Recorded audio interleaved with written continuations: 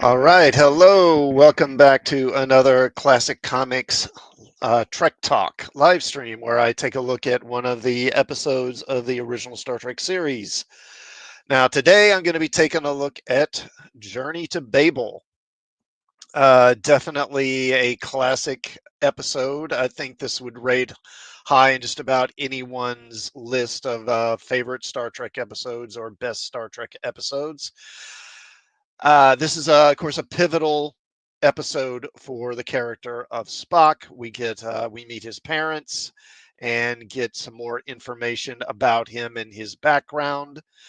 Stuff that would later be utilized in other Trek uh, properties over the years, like the animated show and, of course, the films as well. Hello, Snortopoopus, Cuber, my favorite bear on YouTube. Hello, good to see you. Thank you for stopping by. Okay, all right, we'll just go ahead and kind of delve into this here. How's my volume? I think that's okay. All right. So this episode, written by DC Fontana and directed by Joseph Pevney. This is from an NBC press release that was issued on October 19th, 1967. Jane Wyatt guest stars as Mr. Spock's Earthling mother in Journey to Babel, a drama in which murder and pursuit by an alien vessel plague the Enterprise as it transports ambassadors to a vital council meeting. Uh, if this is a counselor's ship, where is the ambassador? Uh, on NBC television network's Star Trek Color Cast on Friday, November 17th. The delegation includes Mr. Spock's mother, Amanda, and his Vulcan father, Sarek. Tellarite Ambassador Gav is murdered, and Sarek is the prime suspect. When he suffers a heart attack, Dr. McCoy determines that only a transfusion from Spock can save him. Meanwhile, Captain Kirk is attacked and wounded. Spock, despite Amanda's pleas, refuses to aid his father and insists on taking over for Kirk. Sarek and his son haven't spoken in years as a result of Spock's decision to join Starfleet. Meanwhile, it is learned that Kirk's attacker, an Orion spy disguised as an Andorian dignitary, and the spaceship shadowing the Enterprise are on a suicide mission, determined to sabotage the diplomatic gathering at all costs. This is a story of stubbornness, sacrifice, and love. And Snortopoopus Cuber says this episode was so good. Yeah, definitely one of the best, and it will be getting a high grade from me. I'll just go ahead and tell you that for free right now. Journey to Babel offers a look at the generation gap, which was a hot topic in the 1960s, as well as examining the complexities of relationships within the family. The theme is one of personal sacrifice throughout this episode. Sarek wanted Spock to sacrifice his personal agenda to honor the traditions of their culture. Amanda has certainly sacrificed much in order to live as the wife of a Vulcan. Spock is willing to make a great sacrifice too. He will let his father die in order to stay true to his oath to Starfleet and safeguard the ship and its passengers. However, once relieved of this duty and burden, Spock will make an abrupt turn and be willing to sacrifice himself to save his father. Against Doctor's wishes, Kirk is willing to sacrifice his well-being to get back to the bridge so that Spock can tend to his family. And the Orions are willing to sacrifice their lives and hundreds of other lives for what they believe. Some of these sacrifices are motivated by love, some by tradition, some by blind obedience. It is a fitter it is a fitting and clever addition to an already well constructed script that the story within the story has to do with an interplanetary conference which may ensure peace or make it impossible. Ambassadors from the Federation's different worlds struggle to find common ground for decisions, as do Spock and his father. One plot line parallels the other in this taut and passionate story. Journey to Babel is definitely one of Star Trek's best. Yeah, it is. All right. It's not without flaws, though, which I'll discuss as we move along here, but we'll just go ahead and get into it. Okay, so we kick off this episode in Kirk's quarters. Kirk and McCoy are getting into their dress uniforms. McCoy is complaining, because his dress uniform's uncomfortable. And as they're doing this, they talk about this conference that's going to happen and how they're about to meet a Vulcan delegation as it boards the Enterprise, which is taking several groups of ambassadors to the planet Babel for an important conference concerning the planet Coridian and whether or not Coridian should be given entry to the Federation and become a Federation world. And of course, they join up with Spock as they're moving through the corridor. And the Vulcan delegation is arriving via a shuttlecraft. And obviously, these shots have been redone from the original episode. This is all digitally done. After the shuttle lands, there is a honor guard that assembles all the red shirts you see here in a line. They're kind of blocked by Spock at this point. Now, as they're waiting for the Vulcan ambassador to arrive, McCoy asks Spock about the Vulcan salute. Spock shows him how to do it, and McCoy can't do it and complains that's more uncomfortable than the uniform. And Snorterpoopa says some of the remastered effects were pretty good. Yeah, I mean, they're definitely a step up. I have mixed feelings about it. It's kind of like with Star Wars. I understand them wanting to maybe do updated effects, particularly because people who are new to this stuff would be put off by the older effects, probably.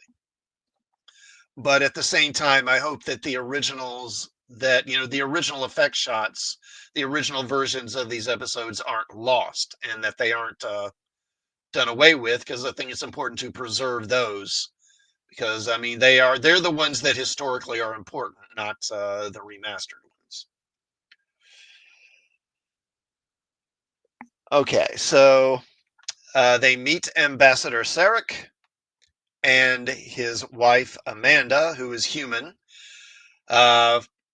Spock greets Sarek and says, we live long and prosper. We come to serve. Sarek is quite cool towards Spock, doesn't really bother to greet him. Then they meet his wife. Kirk then offers to have Spock give them a tour of the ship. But Sarek says that he would prefer a different guide. and there's this musical stinger, dun, dun, dun. Obviously something's up. And Kirk's like, okay, well, I'll give you the tour.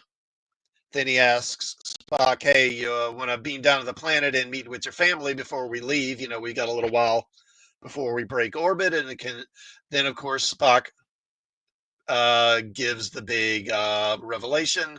Ambassador Spock and his mother are his parents. And again, as mentioned, this is written by DC Fontana, and DC Fontana did so much to create the lore around Spock and around the Vulcans in general. Most of the good Spock stuff from the original series from this era is from her, whether it's original episodes of the cartoon series, or maybe even early novels. And this is directed by Joseph Pevney. Again, this is his 13th episode of the original series that he directed. He, of course, along with Mark Daniels, were kind of a tag team that took turns directing and directed most of the episodes of the original series. Now, later in engineering, Kirk asks Spock to explain the function of some of the computers, but Sarek informs Kirk that he taught Spock most of his computer knowledge, and again, kind of is cool towards Spock and is like, I don't really need him telling me anything. Anything he knows is what I taught him. It's clear there is some tension between Spock and his father. Sarek decides that he's weary and returns to his quarters, but tells Kirk he can continue the tour with Amanda. After he leaves, Kirk and Amanda discuss Spock and Sarek's relationship. Amanda mentions that Spock and Sarek have had little to do with one another for about 18 years now. Kirk mentions that Spock is his friend, and he kind of inquires because he's concerned. And Amanda expresses, says that she's glad to know that Spock does have a friend, as he's never really fit in anywhere, neither on Vulcan or on Earth, being half human and half Vulcan. Amanda reveals that Sarek was displeased when Spock chose to join Starfleet instead of joining the Vulcan Science Academy. So that's where a lot of the tension between them comes from. Then Uhura contacts Kirk and says that she has detected a strange signal and can't determine its origin, but it seems to come from somewhere nearby. And Kirk tells her to begin long-range scanning to locate the source. Now, later in the lounge, there is a gathering, a kind of banquet of sorts. Several of the diplomats are gathered here. Now, McCoy notes that Sarek had retired recently, but then had come back to diplomatic duty for this occasion, and asks why Sarek had retired since he is only 102, which is not really a retirement age by Vulcan standards.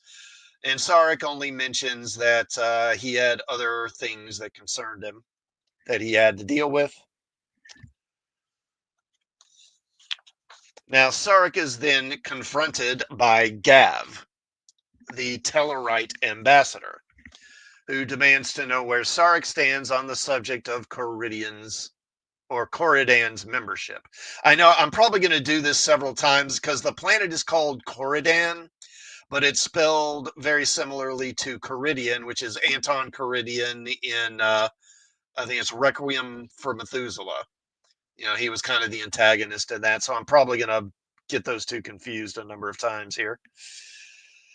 Sarek declines to discuss the matter until they arrive at the conference, but Gav insists on an answer. Now, the Andorian ambassador named Shras, I believe is his name, overhears this, and he asks why the Tellarite wants to know this so badly. And Sarek notes that Tellarites love to argue simply for the sake of arguing. Now, Kirk insists that this matter should wait until the conference begins, and the Tellarite leaves in a huff. While this is going on, McCoy asks Amanda if Spock ever played as a human child would, and she reveals that Spock had a pet Salot as a child, which she describes as a sort of big teddy bear. Now, of course, McCoy can't resist trolling Spock about his teddy bear. But Spock notes that on Vulcan, the teddy bears are alive and they have 6-inch fangs. Now, then Kirk is informed that an unidentified ship has been detected following the Enterprise. He and Spock go to the bridge. Spock scans but is unable to identify the ship, and Uhura says that they are not answering her hails. Then the ship comes charging at them at over warp 10 and passes them by, speeding away. Hold on a moment. Okay. Let me have a drink of water right quick.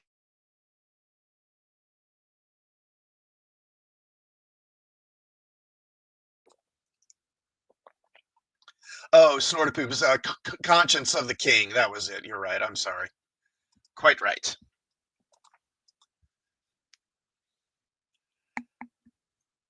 Okay. Where was I? Okay, so Uhura informs Kirk that according to Starfleet, there are no other Federation ships in the vicinity. So we know this ship, there's a good chance this ship is not friendly. Now, later in the lounge, Sarek is again confronted by Gav on the subject of Coridan's admission to the Federation. Sarek reveals that the Vulcans favor Coridan's admission, noting that Coridan has plentiful dilithium resources. He then suggests that with Coridan as an unclaimed world, illegal mining is basically, a serious concern and notes that the Tellarites have been caught doing illegal mining on the planet. Presumably, this is why Gav is so interested in Sarek's position. Gav is angered by this and then tries to assault Sarek, who easily repels him. Kirk arrives and sees this, and then he warns them both that he will have order on this ship, and I won't tolerate this sort of disruption. Sarek agrees, but Gav storms out angrily, warning Sarek that he will pay for his slander. Now, later, a red shirt finds Gav dead in a Jeffries tube, and he informs Kirk of this. Kirk, who just happens to be shirtless in his quarters.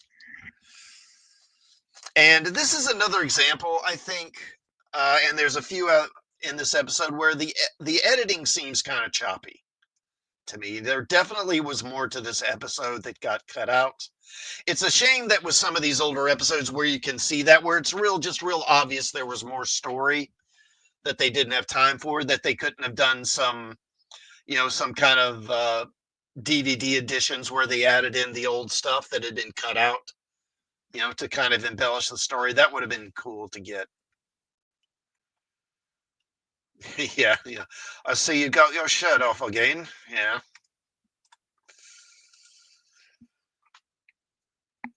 Okay. Uh, so McCoy, after examining the body, reveals that Gav's neck was broken and that it was very skillfully done, judging by the location of the break. Kirk asks who would have that sort of knowledge, and Spock notes that a Vulcan would know. It's called this breaking of the neck was a method of execution on Vulcan. Now, he doesn't, I'm assuming this was in the past because, the Vulcans are supposed to be pacifists and all that. You would think they wouldn't be big on death penalties. Although in Amok Time, of course, they were totally willing to kill Kirk or McCoy if they interfered in the ceremony. So I don't know, maybe not. Now, Kirk tells Spock about the confrontation that took place between Sarek and Gav and asks if he thinks his father could have been responsible for this. Spock notes that Vulcans are pacifists, but that if his father had sufficient reason, he could be quite capable of killing Ambassador Gav. And of course, Gav did make threats to Sarek, so, maybe they crossed paths and Gav tried something and Sarek killed him in self-defense, or maybe not. So they go to they go to Sarek's quarters and they ask Sarek where he's been in the last hour, but Sarek only says that he has been alone meditating. And when asked, he says he has no witnesses that can verify this. But then Sarek collapses, and McCoy says that Sarek has a heart ailment and needs him in sickbay to learn more. Now, on the bridge, later, Spock tells Kirk that the alien vessel following them has a high material density, which makes sensor readings difficult, but speculates that the ship is manned. It's not a automated ship of some kind. Kirk asks Spock if he's worried about his father, but Spock dismisses worry as a human emotion, saying he has accepted what's happening and that there's really not a lot he can do about it right now. Then Uhura again detects a strange signal and tells Kirk that it seems to be transmitted between the alien vessel and the Enterprise, suggesting that there is someone on the ship receiving the signals, but she can't locate it exactly. He asks Spock to try and decode the message, but Spock is unable to. Now, in sickbay, McCoy tells Kirk and Spock that Sarek had the Vulcan equivalent of a heart attack. And Sarek reveals that he's had 3 previous attacks and has been on medication for some time, which Amanda wasn't even aware of. And I forgot to get a screenshot of this, but there is a scene, in the second confrontation, and I forgot to get a screen capture of it. But when Gav confronts Sarek the second time in the lounge, actually, right before he does so, Sarek takes out a little, like, container, and he takes a pill, which I had never really noticed, or if I did, I had forgotten it. But I thought that was a nice little bit of continuity in the episode. We actually see him taking medication. But I don't know, it just never really registered on me before. There we are. And of course, Amanda is very upset to hear all this because he had never told her, "Oh yeah, I've had 3 heart attacks and I have a heart condition." I mean, she doesn't even know, and he's like, "I'm coming, Elizabeth." Now, Uhura again, or I'm sorry, I'm getting ahead of myself here. Yeah, here we go. So Spock and Sarek both agree that the surgery on the heart is needed, but McCoy is reluctant to do it because one, he's never really operated on a Vulcan before, so he's not sure. I guess very confident that he can do it. But in addition, he says that in order to perform this procedure, he would need a large amount of donor blood. And the Enterprise does not have a sufficient amount of Vulcan blood on board to do the procedure. Spock offers to donate his own blood, of course, but McCoy notes that Spock simply can't donate enough, as that much blood loss would kill him. Now, later, as they're discussing the matter, McCoy reveals that there is an experimental drug which could stimulate the production of more blood cells, but again, he warns against doing it because it might put too much strain on Sarek's liver and spleen, potentially killing him.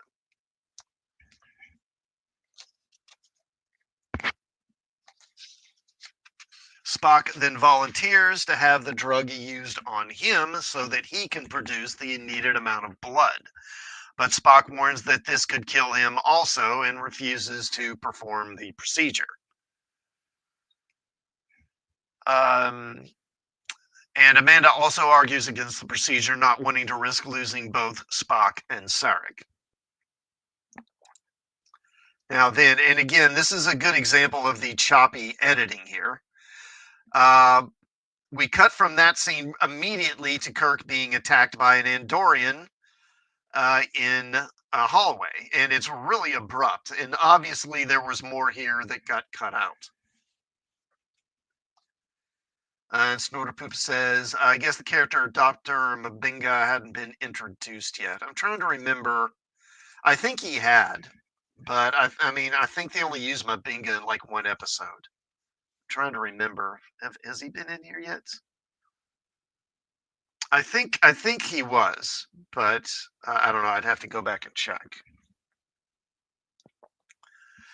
But again, yeah, there was obviously more to this attack because we literally cut to the middle of a fight between Kirk and Thelev, who is the Andorian ambassador Strauss's assistant.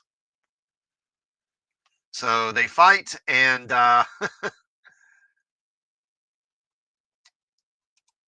he's only in one episode of Oh, is that okay? Well, actually that's the next episode. So I was wrong. He hasn't been. I was thinking maybe he was in Friday's Child, but I guess I'm getting Friday's Child and A Private Little War confused. They're kind of similar plots.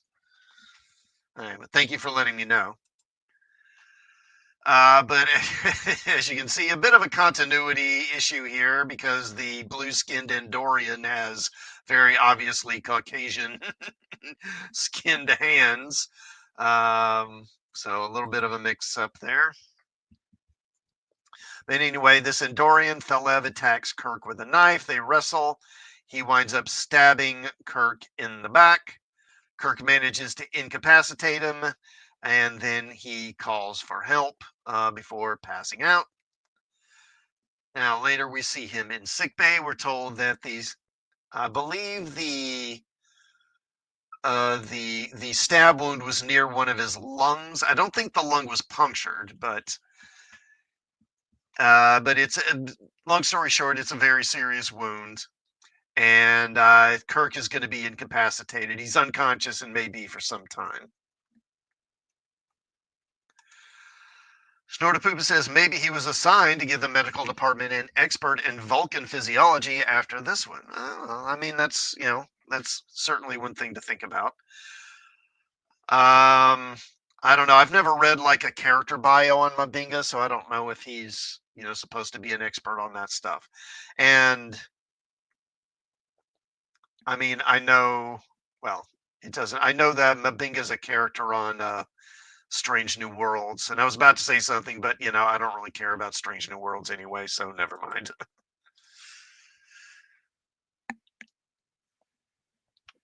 Okay, so anyway, Kirk is incapacitated and may be for some time, so now Spock effectively is in command. Then Spock tells Sarek, I'm sorry, McCoy tells Spock that Sarek's condition has worsened, and if they're going to do this procedure, it'll need to be soon. But Spock refuses, reasoning that with Kirk incapacitated and him now in command, he must focus on the Enterprise. And he justifies this by noting that, it's a pretty fraught situation, a pretty dangerous situation with everything that's going on. Now, in the brig, Spock questions the Andorian ambassador. Now, this is Thalev, the Andorian that attacked Kirk here. And Snortopoopa says, strange nude worms is not real Trek. Yeah, I agree. Strangled nude worms, as Clobber Times would have said. Okay, so here's Spock talking with Shras, the ambassador. He questions the ambassador, who claims to know little about Thalev, other than that he has done a good job during the time that, Thalev has served him. And Thalev has refused to answer any questions. Now, this is one of the kind of plot holes I see in this episode. So this guy is an assistant to a high-level diplomat, on a pretty important political, diplomatic mission. And yet Shra says, yeah, I don't really know anything about him. I mean, really? I mean, you don't vet your people at all? That seems kind of weird. So he denies that the Andorians would have any motive to kill Kirk. And the ambassador suggests that Spock consider motives such as passion and revenge, as these lend themselves to motivation for murder more so than, say, logic would. Now, later, Amanda comes to Spock's quarters and pleads with Spock to undergo the transfusion and turn command over to someone else. But Spock insists that under the circumstances, with several high-value passengers aboard, with a hostile ship nearby, and with murder having already, with one assassination having already been committed, the circumstances are simply too precarious for him to relinquish command, and so he refuses to do so. She pleads with him, asking him to let his human half guide him and make his decision. But he still refuses, and she slaps him, telling him that if his father dies, she'll hate him forever. And she storms out. A really, oddly emotional scene for Spock. We don't see him in a lot of them, and it really is, I think, some really good dramatic work here. And Snortopoopa says, between this and Trouble with Tribbles, it seems nobody bothers to vet their assistants or even give them medically. Yeah, right. Yeah, with what's his name, Darvin, Arn Darvin, that was his name. Jim, this man is a Klingon. Okay, where was I? Okay, and again, this is another plot point that I kind of question. Because, like, at one point, McCoy says to him at one point, you can give command over to Scotty. Scotty can take command. And Spock's like, nah, I can't do that. I mean, I can kind of see Spock being so hung up on the rules of the regulation, saying, no, it has to be me, I guess. But again, that still is kind of forced, I think. Now, later in sickbay, Kirk awakens, and when he finds out that Spock has, finds out that Spock has refused the transfusion and the reason why. So he decides to fool Spock into believing he's recovered so that Spock will agree to the procedure. So he and McCoy go to the bridge. And and again, it's kind of a little bit silly. He goes to the bridge, and Spock's like, "What are you doing here?" And he's like, "Oh yeah, I'm fine, Spock. You can go. I'll handle things here." And Spock's just like, "Huh." he's like very suspicious. I'm like, "Okay, you're the captain. Why don't you just order him to go? You can just order him to do it, can't you? Or order Mr. Scott to take command. Why this show to convince Spock it's the right thing to do. Just give him an order. He's Spock. He'll probably do it if you tell him to. But they kind of do this little masquerade for him, and Spock agrees and he leaves. And as soon as Spock leaves the bridge, the alien vessel begins closing. Yeah, yeah. Other than my chest wound, well, it's actually in his back, but yeah, serious wound in the torso. So the alien vessel begins closing on the Enterprise, and Kirk decides that he's not going to relinquish command. He's going to stay in command anyway, not Scotty. And although he's mentioned several times, Scotty is not, he never appears in this episode, actually. He's name dropped several times. Uhura then detects another transmission and tells Kirk that it's coming from the brig. Okay, yeah. And Kirk tells security to search the prisoner for a hidden transmitter. But when they're searching him, he tries to escape, and security stuns him. Now, meanwhile, McCoy has begun the surgery on Sarek with using blood. So Spock is over here, and he's hooked up to the IVs, and they're running blood from Spock into Sarek. And this is actually a bit of a continuity error, the way they're positioned. And I'll get into that when I talk about the behind the scenes stuff. But it's, again, it's been previously established that the Vulcan heart is not on the left side like it is on a human. It's on the other side. So really, McCoy should be over on this side doing the procedure.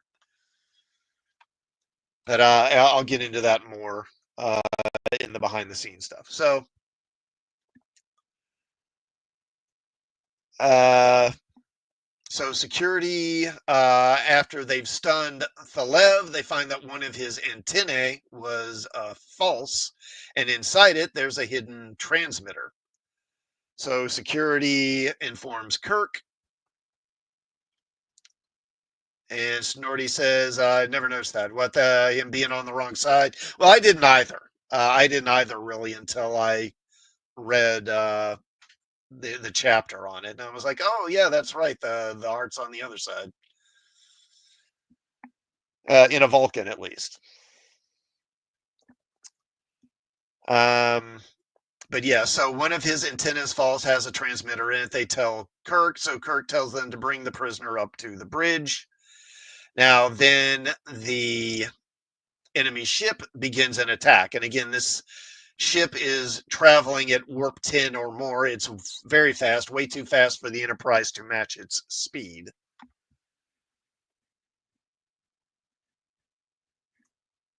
Now, while this is going on and it's attacking, and again, here there is a shot of the Enterprise trying to phaser the ship, but the ship is just moving too fast, and they cannot get a good shot in on it. Now, down in sick bay, the attack knocks out power to sick bay, and so the life support systems fail.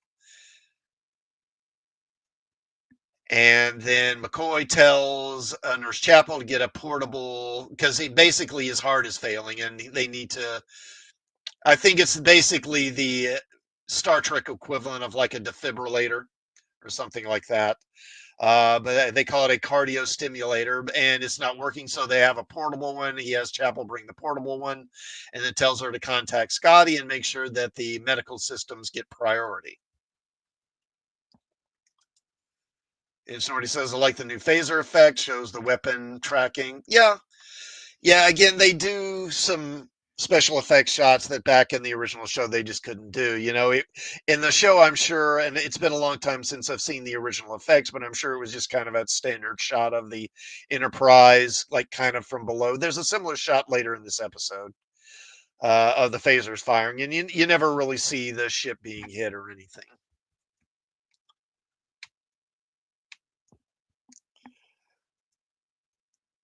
Okay, so eventually the life support systems come back on, fortunately, in sickbay. Now, the prisoner, Thelev, arrives on the bridge, and Kirk demands to know who he really is and who he's working with, but the prisoner refuses to admit anything. The Enterprise's shields begin to fail under attack, and Kirk orders that power be cut from everything except life support and the phasers, basically having the Enterprise pretend that it's lost power and is now helpless. And Thelev realizes that Kirk is playing possum, in effect. He's luring, yeah, a shot like that. That's what I was talking about, but I'll get to that in a sec. Luring the alien vessel in so it can get closer, hopefully too close that it'll be able to dodge the phasers, and the ploy works. And then they fire the phasers and they just damage the alien ship. And then the ship explodes. Now, Thelev reveals that if they were damaged, they had orders to self-destruct. So it was a suicide mission, in effect. And then Thelev reveals that he also he has taken poison. He has taken a poison that is going to kill him. And then shortly afterwards, he dies. And so they're not able to question him and get any information. Now, with this concluded, Kirk goes to sickbay where Spock and Sarek are recovering. And Spock speculates that the alien attackers were Orions and that they were trying to start a war between the Federation members in order to prevent Corridan from joining the Federation, which would allow them to continue mining dilithium from the planet illegally. Spock then says that he really should have realized this earlier and doesn't know why it took him so long to realize it. And then Kirk suggests that, well, you may have had something else on your mind. And Spock's like, well, I don't know what that could have been. I can't really imagine why that would be. Amanda then asks Sarek if he will thank Spock for saving his life, and Sarek dismisses that idea, saying that Spock simply did the logical thing and one does not thank logic. Amanda gets upset at this, and Spock observes that she gets very emotional and asks Sarek why he married her, to which Sarek says it seemed like the logical thing to do at the time. Yeah, Sarek's got that human fever. Now, Kirk then gets weak and dizzy, and McCoy insists that he return to bed to rest. And then, right on cue, Spock says, I should be getting back to duty. And of course, he's just lost a lot of blood, so McCoy tells him to stay in bed as well. Kirk observes that McCoy seems to be enjoying this a little too much, and Spock agrees. And McCoy tells Spock to shut up and all of them to be quiet. And after they've been cowed into silence, McCoy is pleased that he finally got the last word in for a change. And it ends there. And no plomeek soup for you. No soup for you. All right. And yeah, so this episode, I'll give it an A. Definite A. I was going to do A plus, but yeah, there are a couple of little things in there that I feel kind of plot wise. Again, I mean, again, why doesn't Kirk just tell Spock, to say, Spock, I'm putting Scotty in command. You go help your dad. He could just order him to do that, couldn't he? The whole ploy of I'll pretend I'm fine to convince Spock. I mean, why are you doing that? Um, and but that's really kind of it. Again, the editing's kind of choppy, but again, they have to operate under a time constraint. Being on a network show, so I don't want to hold that against them. And it's such an important episode, again, for Star Trek lore. Not only do we meet Spock's parents, but of course, we get a lot of it introduces us to the Andorians and the Tellarites. And ever since I first saw this episode, I've always liked the Andorians. I've always thought they were just really kind of cool looking. And I've always wished they would do more with them. That's why I really liked Shran on Enterprise, because it was like finally they're really doing something with Andorians. And I wish the show had kept going because, as I understand it, the plan was if they had kept going on Enterprise, Shran was eventually going to join the Enterprise crew at some point. I don't know how soon. Like, I don't know if it would have been the following season or not, but he was eventually going to wind up on the bridge of the Enterprise NX. And Jeffrey Combs was so good in that episode. Although, admittedly, they really do need to be more consistent with the antenna because, again, in the old show, you see the antenna and they're kind of back on the head, towards the back of the head. And then on Enterprise and in, I think, a couple of other places, the antennae are more on the forehead and coming out of the forehead. So, I mean, yeah, there you see a good shot of it. The antennae are like on the back of the head there. But oh well, nothing's perfect, right?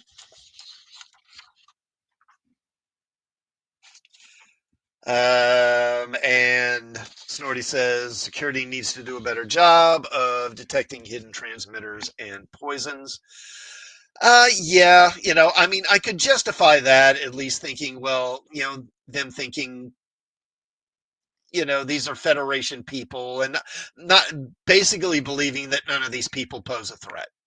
I could kind of see that the Federation being this very high trust society to the point of foolishness, one might argue. Like I've talked about this before. I don't know. There's a handful of episodes where really they could have avoided all the problems if they had just, not let the antagonist of the episode just have the run of the ship and do whatever they want. Khan being the best example. Oh, sure, here, Khan, you can look in our computer library and read all about our ship and how it works, and how to bypass security and stuff like that. Go right ahead. And there's a few episodes like that. And Snorty says, just being a nitpicker. I've been picking nits all my life. Yeah, I mean, we all do. All Trekkies do, I think. All right, so let's talk more about the episode, the making of this episode. Let's see. Let me bring that.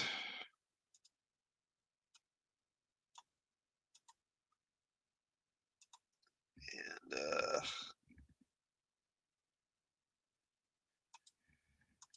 bring this up. Here we go. There we go. All right. Well, bump that thing. There we go. All right. So during Star Trek's first season, a story was developed entitled Journey to Relicite, where the Enterprise is used to transport the ruler of one planet to make peace with the people of another. This was the setup for a story of barbarism, lust, and seduction. It was later discarded, but the title in this vague setup may have served as one of a few different story springboards for Dorothy Fontana and her fifth script for Star Trek. Yeah, it seems a pretty safe bet. The one springboard that Fontana recalls from a standout first season episode is she said, quote, there's a line thrown out in The Naked Time about how Spock never told his mother he loved her. And then in This Side of Paradise, I allude to the fact that his mother was a teacher and his father an ambassador. That sort of ran around in the back of my head for a while, and I thought, these are two interesting characters. Let's learn more about them. When I proposed the story to Gene, he said, go ahead. And I came back with Journey to Babel, which pretty much was done as written. Fontana did not stop at merely bringing Spock together with his parents, but she also looked for a story rich in drama and conflict that would justify the reunion. As the title indicates, Journey to Babel is a story about communication, or a lack of it, between husband and wife, father and son, and delegates of different races from different worlds. The episode title is a reference to the 11th chapter of Genesis in the Bible's Old Testament. As told there, all of mankind once spoke a single language until their pride led them to try and build a great tower to the heavens because they wanted to try and force their way into heaven. And God reacted to this achievement by confusing the languages of man so that everyone no longer spoke the same language and couldn't work together so well. The story served as an explanation for the many languages and cultures throughout the ancient world.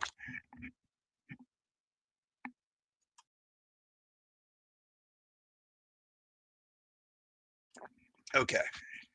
Um, Now, when DC Fontana chose Journey to Babel as her title, she was signifying that her story was a real journey to confusion for not only Kirk and his crew and Spock and his parents, but for the battling delegates as well. It was really a story about communication and why people stop communicating and why they begin again, said Fontana. What kind of love moves that? Why would this woman want this man? Why would this man want this woman? Why are Spock and Sarek not speaking? What was the rift? And this was, of course, when the generation gap was a big buzzword, and I just went with it. It was basically a love story, not between the man and the woman, but between the father and the son, and how it had to be resolved without admitting, of course, that Vulcans are capable of those emotions. And then you threw in the adventure and you threw in the intrigue and do all the stuff to dress it up. But that story really is about familial love.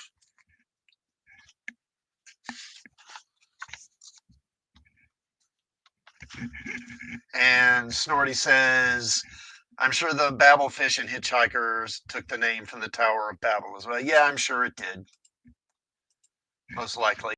Um, and there's a Deep Space Nine episode, which I think is just entitled Babel, isn't it? Where they're hit. I think the crew is hit by some virus and they can't understand each other anymore. When they talk, it's just gibberish or something like that. I don't know. It's been a long time since I've seen it. Okay.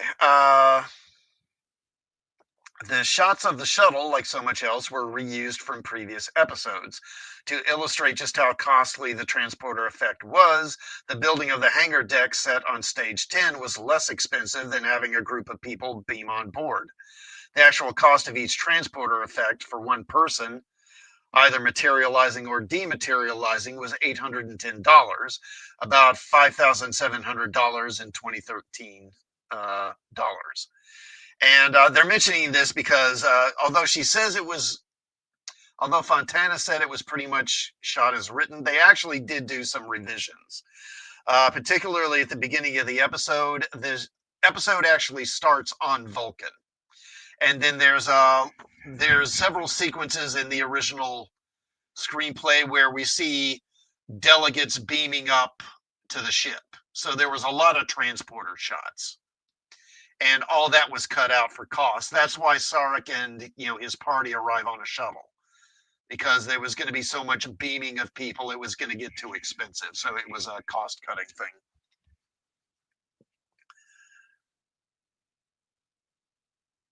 Um, let's see. Uh, in an effort to bring the spending under control, Roddenberry sent a memo to his post-production supervisor, Eddie Milkis, on September 18th, writing, quote, as we expected, we are limiting ourselves to one or the other end of the transporter effect. Either we see a landing party leave, or we cut straight to the planet surface and see them arrive. But this does create a problem, since hopefully Star Trek will continue with audience growth.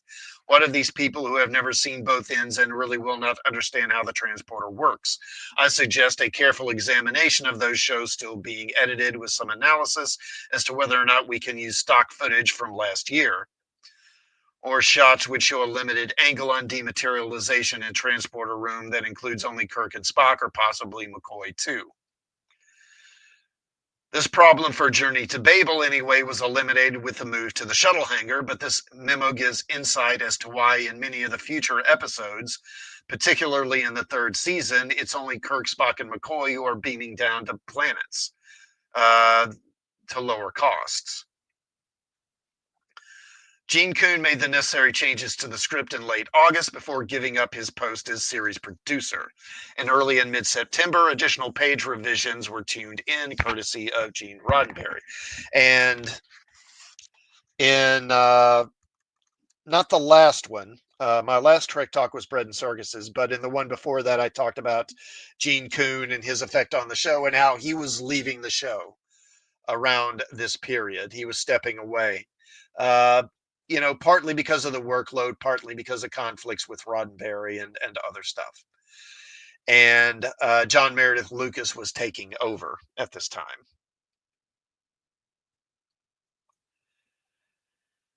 Fontana said, most of the time we staffers did rewrites or revisions of our own rewrites. However, occasionally one of us would rewrite the other to get a fresh point of view on the script.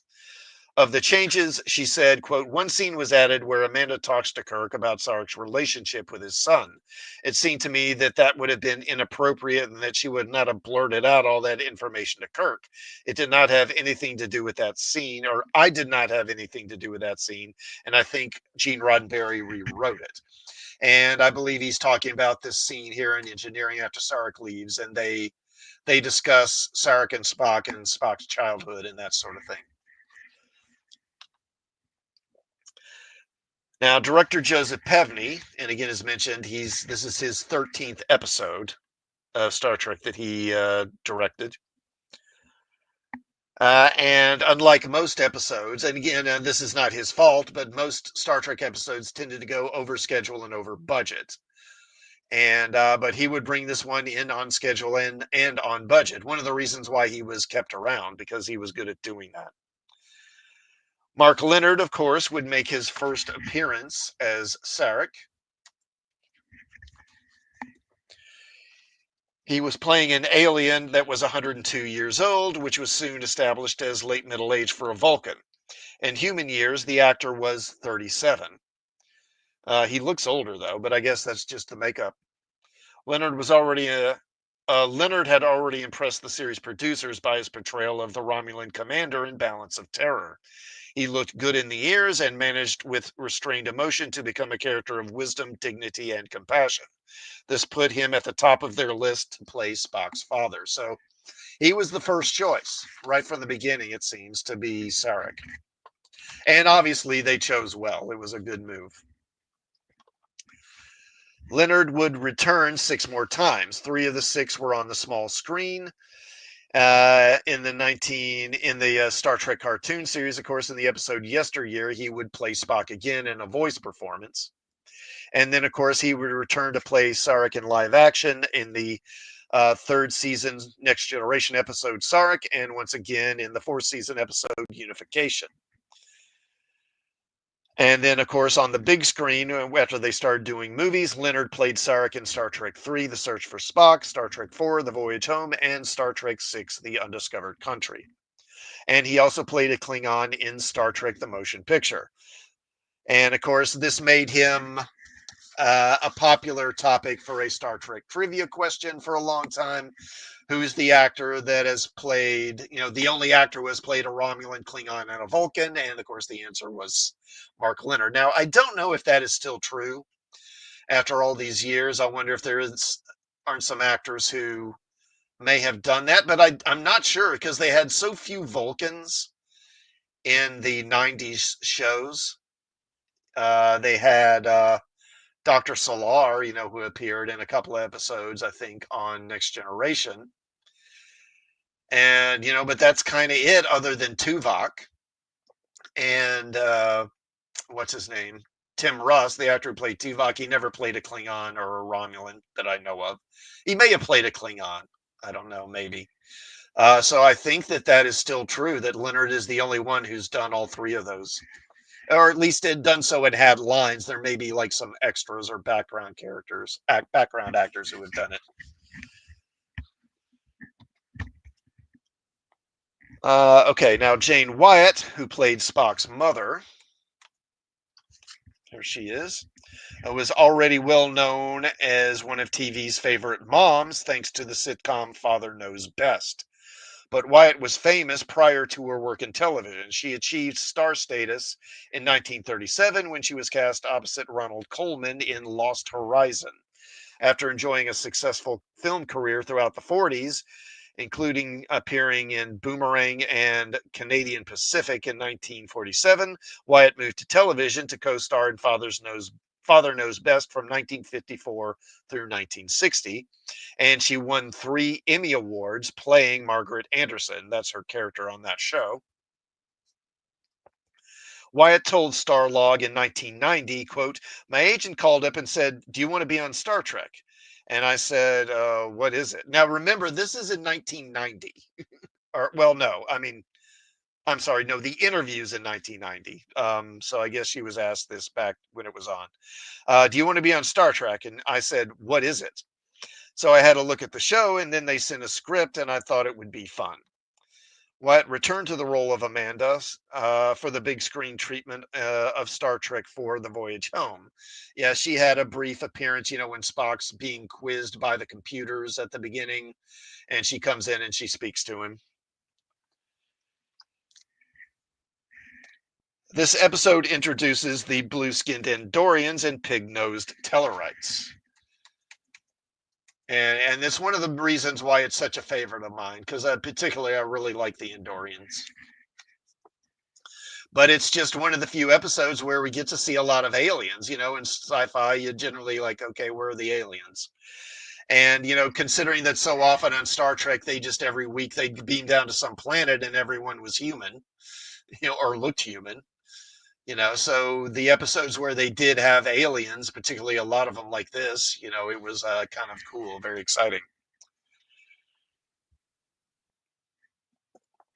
Reggie Nadler played Shras, the elder Andorian ambassador. That's him in this scene here. He was 60 years old at the time. That's a good view of him.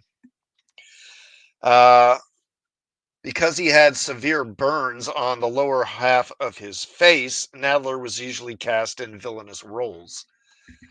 In Alfred Hitchcock's The Man Who Knew Too Much in 1956, Nadler played Ryan, an assassin.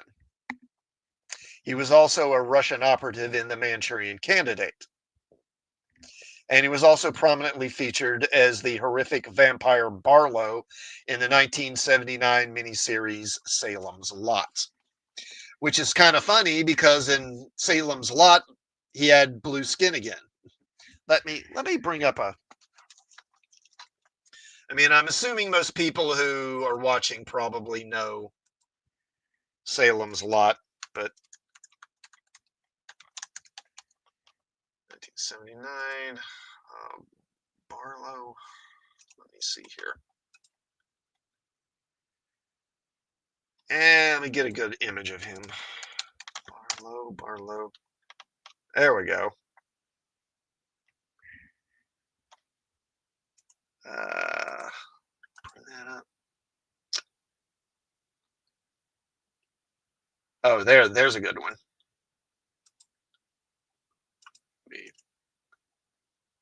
Tab. And let me bring that. Let's see. So remove this. Share screen. There we go. There you go. So that's him in Salem's Lot. As you can see, his skin's blue again. And it makes me wonder if his role as an Andorian isn't part of what got him that role. Maybe they thought, well, he looks good in blue. Maybe that's why we can have him do it. He didn't really have many lines, though. He mostly just sort of snarls and stands around looking menacing. Okay.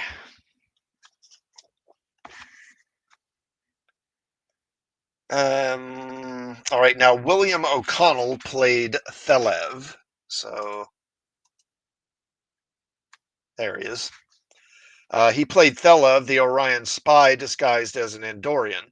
Beginning in 1959, he appeared often on television. You can see him as Dr. Winterick in The Night of the Pistoleros, an episode of The Wild Wild West, and courtesy of casting director Joe DaGosta in a 1967 episode of The Lucy Show, as well as 1968 episodes of Mannix and Mission Impossible. John Wheeler played Gav, the Andorra or the Tellarite ambassador.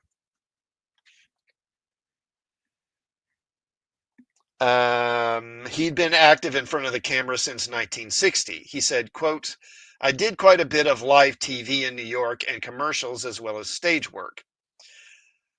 With Broadway stage work on his resume, Wheeler moved with his wife to Los Angeles, expecting bigger and better things. And then his agent got him a meeting at Star Trek. He recalled, I went to see Gene Roddenberry. I hadn't seen the show, so I didn't know much about it. He gave me some pages to read, and he said, I want you to use your voice differently. Try to make your voice lower. So I made it low as I could. And then I went home, and my agent called and said, you got the job.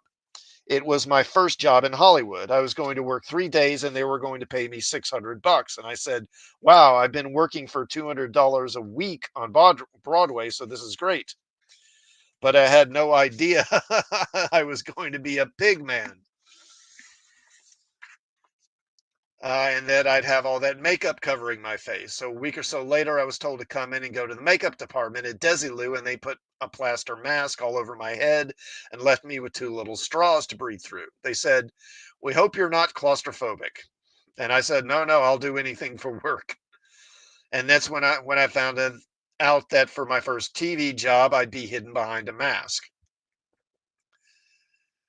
Billy Curtis, and I think I got a shot of them, these two little people. This scene kind of opens on these two guys. They come up to this table where there's all this food and they pour themselves a drink. Now, I don't know which is which one of them is Billy Curtis, but I don't know, but he's one of these guys. And Billy Curtis, he was the mayor of Munchkinland in The Wizard of Oz.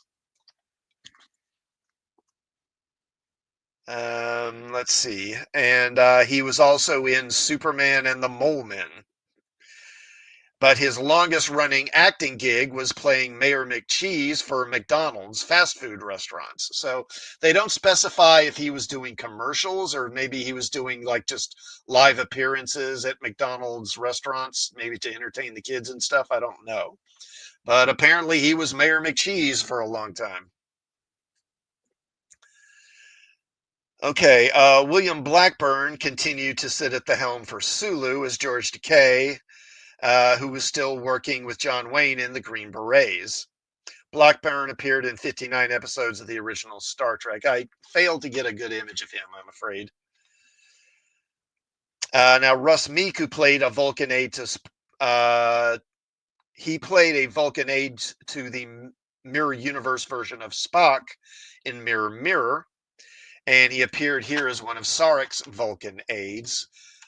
Yeah, you see him. I believe that's him here in the background, and he was also the Vulcan executioner in Amok Time. I'm guessing he's the guy that held that axe or whatever it was up to McCoy's throat and threatened to kill him. That's him there. And again, we don't see many Vulcans on the original show aside from Spock, aside from Amok Time and this episode. And Snorty says one on the left, yeah.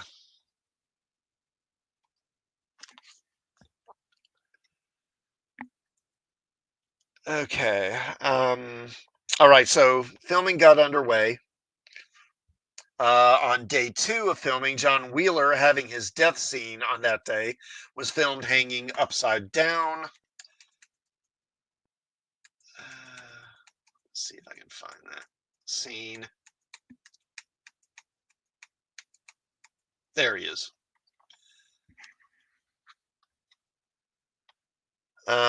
He says, quote, it was hotter than hell in that costume. I'll tell you that. I thought I was going to melt, but they gave me lots of water. They treated me wonderfully. For that scene where I'm dead, they put a rope around my ankles and hung me by my feet. I had 3 fingers on each hand, and they wanted to make sure that everyone saw that just in case no one would recognize me from my pig face. So that's why I'm hanging with my arms up like that. and you can clearly see his kind of hoof-like fingers here. Now, on day three, there was further work in the ship's corridors, this time for the scenes requiring an assortment of aliens. This was the day the makeup department had to jump into high gear, with the afternoon spent in the recreation room featuring all the alien ambassadors. It was the single largest assembly of alien creatures in television and film history, until, of course, the cantina scene in Star Wars, which would come about a decade later. In fact, yeah, because what this was 67, so yeah, 10 years later. Although I would point out, although they're not aliens, the Planet of the Apes had a lot of people in prosthetics and stuff like that. So in terms of just prosthetics work, that would be really, I think, the most elaborate visual makeup effects stuff that was done until Star Wars.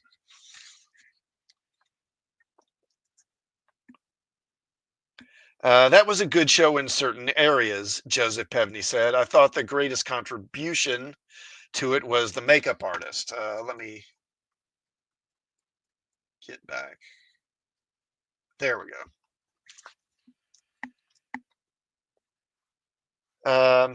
The makeup artist did a fabulous job of bringing alien humanoids on board. The entire sequence in the bar in Star Wars looks like it came or was inspired by this episode. And I think it might be. One thing I've noticed going back through these old episodes in such detail is that I've picked up on a number of things that I realize are really kind of occur later in Star Wars. I keep meaning to do a video on that and show all what I think are basically Star Trek references in Star Wars, particularly in the first film.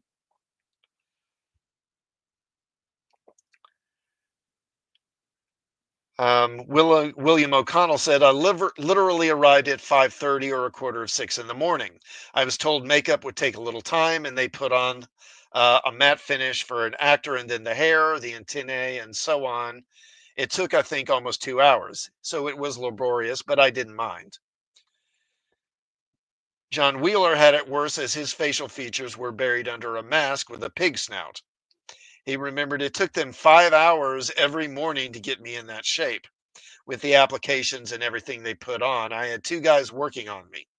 The hair that I had on my face, that they laid out pretty much hair by hair, and then they put a wig on me. Every morning I was sitting there with Spock, and he was getting his ears put on, and I was getting my face put on.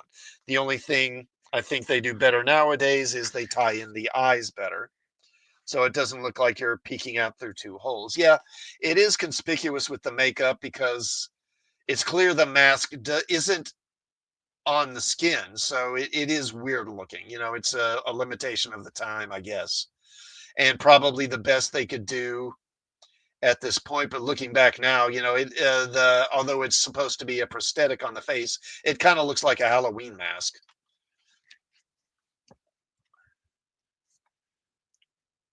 Now, regarding the out of this world assembly of an aliens and famous TV faces, Wheeler said, quote, I had just done 2 years on the stage with Robert Preston in We Take the Town, and Mark Leonard was in that show with me. So I knew Mark and recognized him immediately, even with the pointed ears.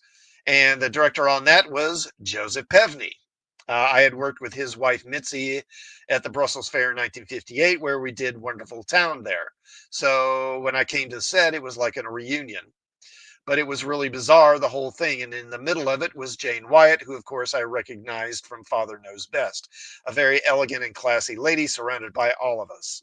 Yes, it was really bizarre. They worked pretty fast, and I tried to do everything in one take, but that's the way it was for many of them. There was one thing that my being new to Hollywood and film resulted in. It is in one shot of me sitting at a table in a corner and looking at Shatner and those guys. I'm holding a drink in one hand, and then they cut away, and then seconds later I'm back and I've got the drink in my other hand. It really shocked me when I saw it on TV. Okay, now in day four, they were shooting, setting up for the hangar scene.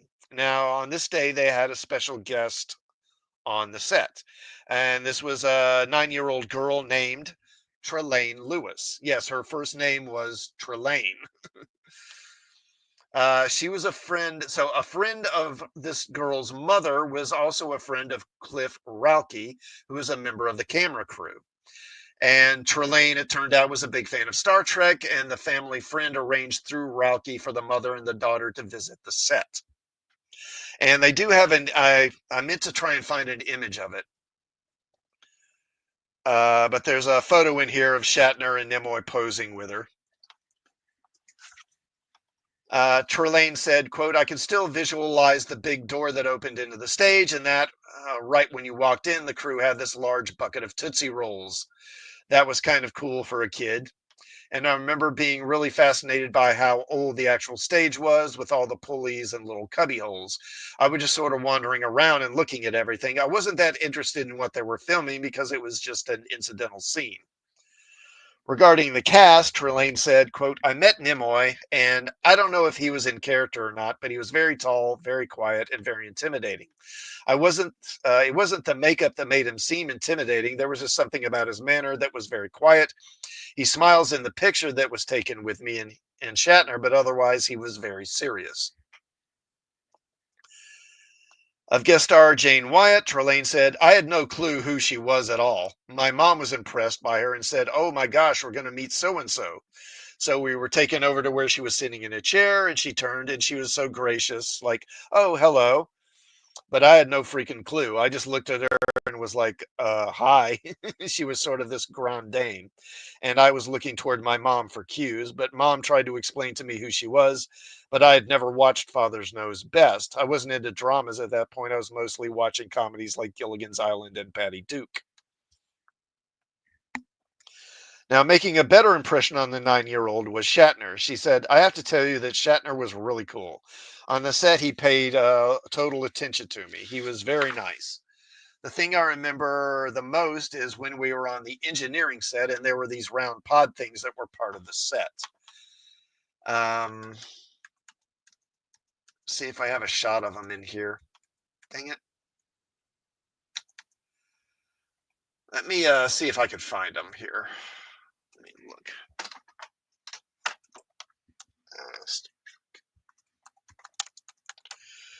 Star Trek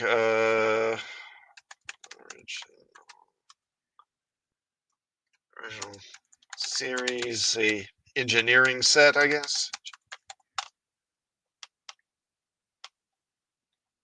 Yeah, does that show them? Oh, here we go. Here's a good shot.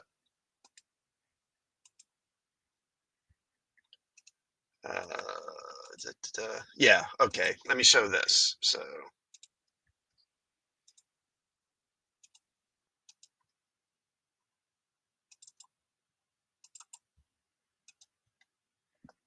okay. So if you see those round objects there, here, here, and here on the engineering set. So that's what she's talking about. Um, they were these blow up balls that you get at like the ones you get at Toys R Us, and they bounced. And Shatner was bouncing these balls over to me to the point where we kept screwing up the shot, and the director had to say, "Okay, stop that," and just sort of give Shatner this look. And I remember Shatner rolling his eyes and looking at me like, oh, we're in trouble. And then he'd push the ball to me again and laugh. It was almost like he was a kid. He was really just a nice guy. And I'm pretty sure that these are the same round spheres that we saw in the episode Devil in the Dark. Let me see.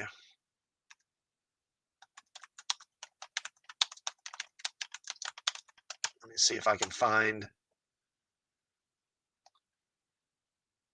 There we go. So let me stop sharing screen.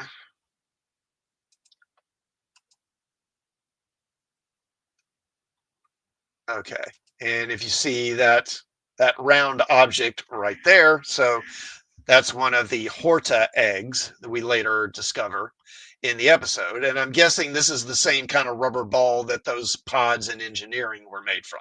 They were probably the same thing. Okay.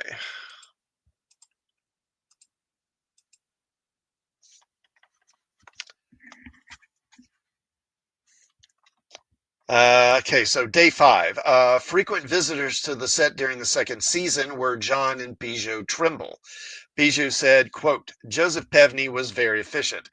He was unhurried and he still got things done when he wanted to get them done. We were off to the side and able to watch him work and how people reacted to him. And when he offered a piece of advice, like how he wanted something done, even Shatner and Nimoy would listen to him. And Nimoy didn't always listen to direction. Each director who came in had their own ideas as to how Spock should act. So neither Nimoy nor Shatner took well to direction or criticism.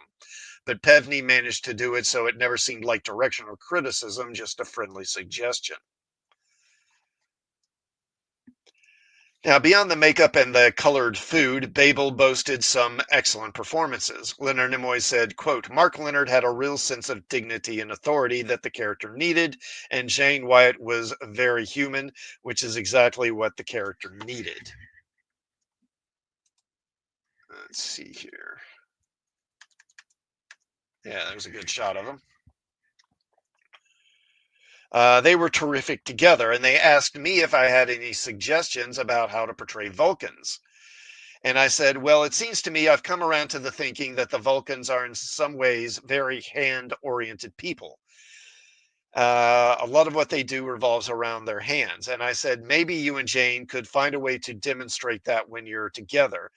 And so instead of holding hands, they would touch fingers. And as you see them doing here, and you see them several instances of this throughout the episode.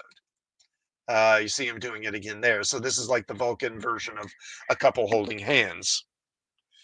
And I thought that was a wonderful touch. Mark Leonard said, quote, Sarek, like many people of strength and societal importance, believes in the superiority of the Vulcan way. They have struggled and tortured themselves and worked to create what they see as a perfect society. If not perfect, at least more in keeping with the way they feel the creatures in the galaxy should live. And the fact that Sarek's son, Spock, whom he nurtured and taught, the one who expressed the best that is the Vulcan society, should go off and share all this knowledge with another society, hurt him deeply. Jane Wyatt said, I went in thinking, well, we'll all have a good laugh over this, but not at all. Everyone in makeup having their ears put on and everything else were very serious. That's what made it so good. They were not treating it like a joke. Now, the shots featuring the shuttlecraft docking with the Enterprise had been filmed for the first season episode, The Galileo 7. And of course, the original shots are no longer in the episode. You know, the effect shots have all been redone.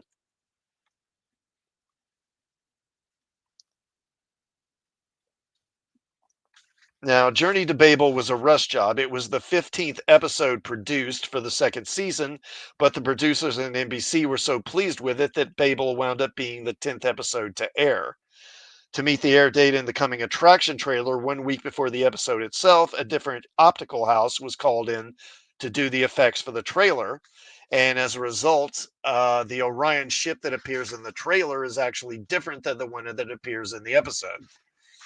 And again, I don't, well, I do have the original trailer on my DVD. I don't know if YouTube would have it or not. Now, John Meredith Lucas received his first Star Trek producing credit with this episode, but that was actually a mistake.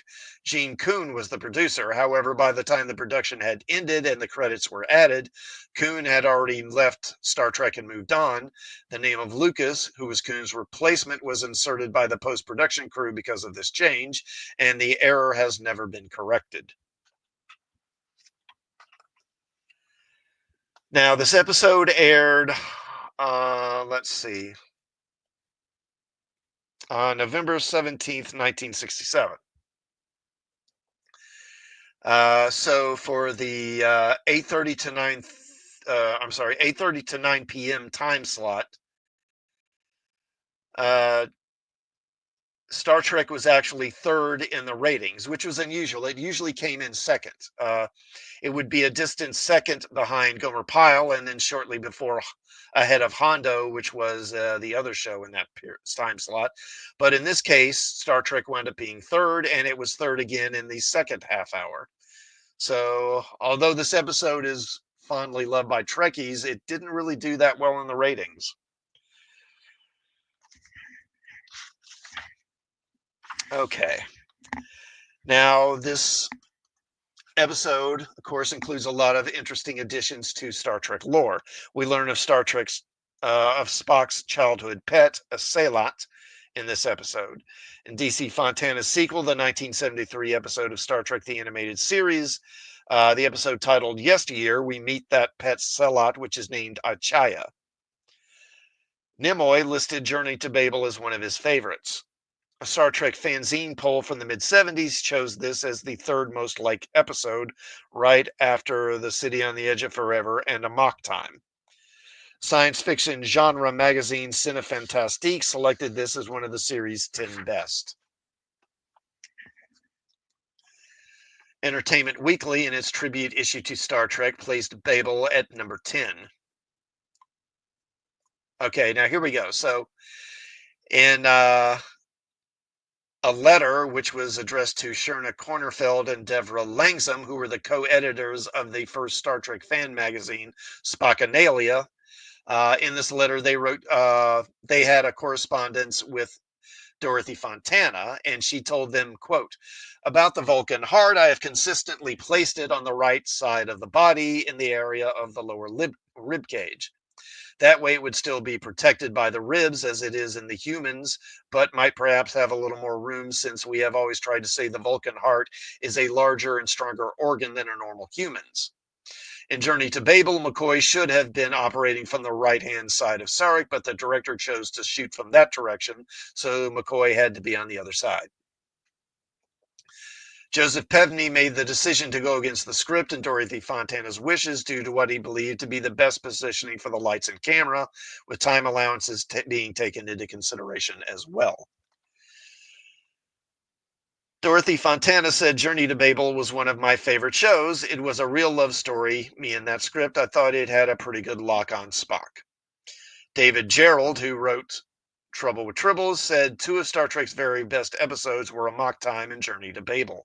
Both of these episodes were true dramas. All of the conflicts and relationships were honest. John Wheeler, who played Gav, said Star Trek was so far ahead of its time, and at that time the world wasn't ready for anything like it, and it just grabbed a hold of people. It has been an amazing run. William O'Connell said, when I stepped onto the set of Star Trek, I had a very hypercritical eye. I wasn't impressed. After I saw the show, my attitude changed and I began to value the series. Thelev was absolutely committed to his cause of disrupting the conference. When he was caught, I tried to project his vulnerability. His mission of destruction ended with him taking the slow-acting poison. It was a nicely balanced episode.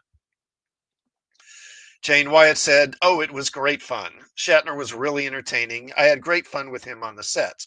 My son," meaning Nimoy, "was more dour at that time. He didn't really talk much. Mark Leonard was very good and so good looking when he gets his Star Trek clothes on and in those ears. I think my son is better looking with his ears too. In fact, I think all men ought to wear pointed ears. They're very becoming." And Mark Leonard shared, "I was in New York and I went to a theater and somebody came up to me and said, 'I've seen your show on Star Trek 39 times.' And I said, 'Oh, so an infrequent viewer, eh?'" Okay. All right. That is it for that episode. Now, the next episode I'll be taking a look at will be A Private Little War, which I should be doing that next week, a week from today. Please do, before I say any more, please do like the stream if you would, and please do sub to the channel if you haven't already, as engagement with the viewers is more important than ever for these channels. And I'll probably be streaming Sunday night as I typically do. Also, I hope to have a video out, not this week maybe, but maybe next week. Um, And I don't know. After that, we'll take it from there, I guess. Again, thank you to everyone who watched during the stream and those who will catch it on a rewatch. Again, please do like the stream if you would. And I will see you all next time. I hope you have a good evening.